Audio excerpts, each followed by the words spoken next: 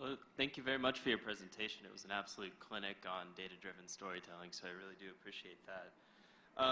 So you've done a really good job about using the macro statistics to fit into your framework of what you define as progress. But it seems to me that, do you think that the battle of ideas, the battle of winning over people with Enlightenment principles will ever be able to overcome the material situation that people who are living in the system are suffering? Do you think what do Enlightenment principles do for the 13% of poor people in America, for example? Yeah, the people who are pushing back against Enlightenment ideas, the kind of counter-Enlightenment represented, for example, by populist parties in Eastern Europe, in the United States, they're not primarily poor people. In the United States, the two bottom income quintiles voted for Clinton, a majority did. And it's far more cultural and racial fears than actual poverty that has led to the growth of populism. It's fear of terrorism, it's annoyance about immigration, and pushback against what people perceive as a growing political correctness. And it's more people's theory of where the country is going than their own personal situation that drives the support of populism. And in general, as I've said, the rate of poverty in the United States is decreasing, not increasing, at least when government transfers are taken into account and purchasing power. So it's, I think it's a struggle that has to be played out, not so much in the realm of economic improvement, although that, for other reasons, is important, but also it's a battle of ideas and values. Okay. Follow-up question, if I can. So how's this talk been received if you present it to any people who are in poverty? Well, it's... Have you? I mean, I have, typically the people who come to bookstores and libraries are probably not the poorest segment of the population, although, I think there's an admission fee for South by, for example. But as I said, it's not the poorest people who are the opponents of these ideas. It's the people with reactionary politics who are much more upset about affirmative action and terrorism and immigration than people who have been put out of work. Okay. Thank you. Good morning. Good morning. Quick question. When you are talking about the forces that are shaping the world and talking about the key pillars of humanism, you mentioned mobility as one of these forces. Could you expand a bit further on your view on how mobility could make the world a better place? Yeah, so the fact that we don't spend our lives within a 15-mile radius of where we're born, the fact that in the United States has been a country of immigrants, there's been tremendous mobility within Europe, thanks to the European Union, means it's that much harder to, say, for France to want to, or Germany to want to declare war on France. It means the fact that many of us live with people and work with people of other races means that it's harder to think that every African American or every Latino must be, as earlier generations thought, kind of lazy or stupid. All opinions that have all been in decline. The fact that many people know gay people who no longer stay in the closet means that tolerance toward homosexuality has vastly increased. Now, this doesn't happen under all circumstances of mobility. If there's a massive influx of immigration that don't assimilate and live exclusively in enclaves, that can lead to greater friction, as in parts of Europe where there are massive amounts of immigration from the Islamic world that have not been integrated into society. So so I wouldn't want to say that any time you have mixing of peoples, you get an increase in tolerance. But by and large, I think that's the average trend. Okay, thank you. Hey, thank you so much for that talk. The numbers you're showing are absolutely phenomenal at the societal level, thinking about the progress and change that we've seen. But what are the type of changes that you're hoping to create at the individual level? That is, like the difference in decisions and actions that the average citizen can take as a result of knowing this information and insights? Yeah.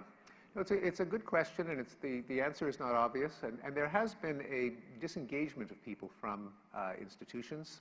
The percentage of people who vote, for example, or who are active in many community organizations. You know, part of it, I think, is because of a massive cynicism about our institutions.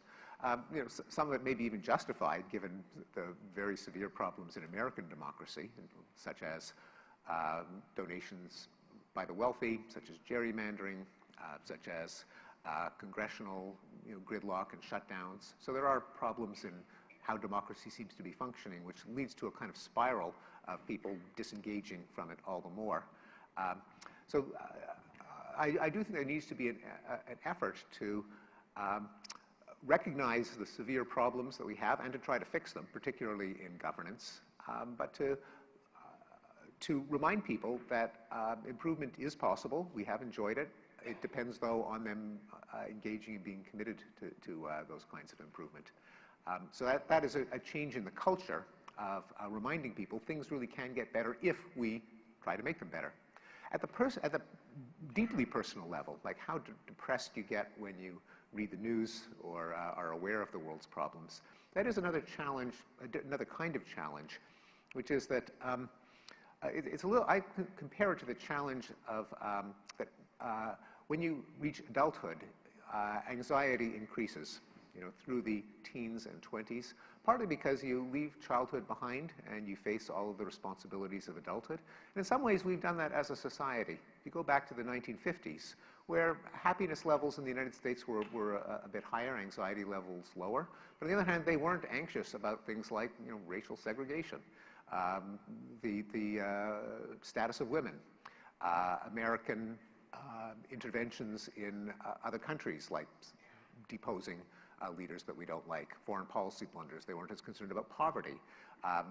Nuclear weapons were kind of cute and proof of Yankee ingenuity. Then, starting in the 60s, there was increased recognition of poverty, of American foreign policy blunders and crimes, of threat of nuclear annihilation. So people got, as they assumed these anxieties as part of their own personal worry load, I think anxiety did increase somewhat, and the challenge that we face individually is how to be responsible citizens while not worrying ourselves to death. And I don't know if the solution is to be found in, you know, mindfulness, meditation, or pharmaceuticals, or accepting advice from wise people on how to lead a balanced life. It's a personal challenge with cognitive behavior therapy. So there may be a cocktail of different remedies that have to be tailored to the individual and that we have to adopt more widely. So just to follow up on that real quick, so I'm actually a data scientist primarily working in the mindfulness and mental health space. So you're a neuroscientist? I'm a data scientist. Data scientist primarily. Oh, data scientist, yeah. Data scientist primarily working in the mindfulness and mental health space. And one of the main challenges I often face with the insights and findings that I'm making in analyses is, you know, how do we not just inform people, but actually make those actionable recommendations that actually will empower change them, yeah. the decisions and actions that people take, right? And so I just to kind of zoom in a little bit more on that answer, for like people who are listening here in this room or anyone individual who hears this information, like what is the one or few actions that you think people can take and actually they have power to actually do today with this information, and not just, you know, change their attitude in a way that may or may not result in anything different in the world, right? Because I mean, it's nice, it's all fancy and nice to show graphs, and I've done, you know, many analyses myself that are as impressive as can be in terms of visual representation, but it's like, does anyone actually do anything differently, right? Yeah. And so I just, to beat that down a little bit more, do you have any thoughts there? Yeah, I mean, it is a big challenge, and it does require, I think, it's not just a matter of the graphs and the data, but also the overall narrative, namely a narrative that progress is possible but not inevitable has to be, I think, more of part of our collective understanding. That would be a very short and not adequate answer to your question, which is a huge challenge. That people should feel that they're empowered at the individual level of health, for example, not be fatalistic, which is there are a lot of people who are still subject to the fallacy that well, it doesn't matter whether I smoke or not. I figure that, you know, when your number's up, your number's up. When you're going to die, you're going to die. And, you know, my great-grandmother smoked a pack a day and lived until she was 90. All of these kind of innumerate, statistically illiterate beliefs that people have to be talked out of in order to take the proactive steps that genuinely will improve their lives. So that kind of awareness has to be more broadly shared.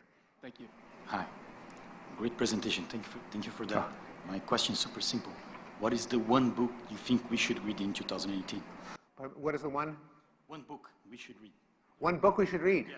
I know you're a writer, but... After Enlightenment Now? Yeah. Yes. Well, for people who are interested in the concept of progress and knowledge and enlightenment and are up for some kind of really deep, profound reflections, meditations, analysis on why this should even be a possibility for our species. David Deutsch's book, The Beginning of Infinity, is, you know, I found quite mind-expanding. I mean, he's a brilliant physicist at Oxford, and tells a story that is very much compatible with mine, but at even at one level, greater abstraction. What is it about the nature of explanation, the nature of science, that has made progress possible since the Enlightenment? He has no graphs, no data. It's all an analysis, but it's a book that I highly recommend. For just enjoyment and entertainment, I would recommend, just to keep it close to the family, Rebecca Goldstein's novel, 36 Arguments for the Existence of God, a work of fiction, which full disclosure, I'm married to her, so I'm naturally going to recommend it, but it is, in my mind, a tremendously stimulating and entertaining book. Thank you. Do you worry about decreasing trust in an objective press in the U.S., in presumably the U.K., Italy, France, Western Europe generally? Do you worry that that foreshadows a shift back towards autocracy in any way? I do worry, yeah, that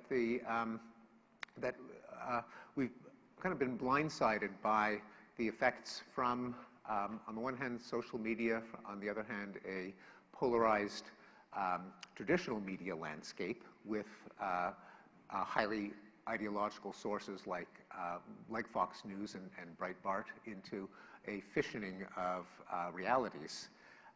And I think it could, I mean, it has empowered the rise of populism in Eastern Europe and the United States.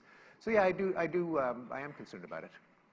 What we do to, and I think there's now at least a realization that this is a thing, a problem, and there are countermeasures being taken in social media.